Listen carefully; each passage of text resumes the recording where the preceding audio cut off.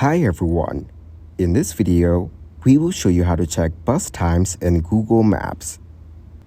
First, open the Google Map app on your mobile device. Ensure you have the latest version installed from the App Store or Google Play Store. Type in the destination where you want to go.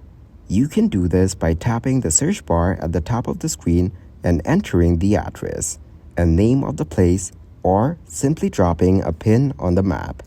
After entering your destination, tap on the Directions button. Next, select the Public Transit icon, which is the icon that looks like a train. This will give you directions via public transportation, including bus routes.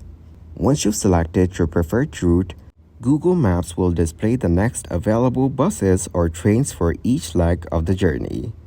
You can see the departure time of each bus, as well as the estimated travel time and any transfers you may need to make.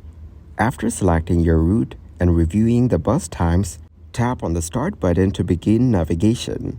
Google Maps will provide you with step-by-step directions for your journey, including walking directions to and from bus stops.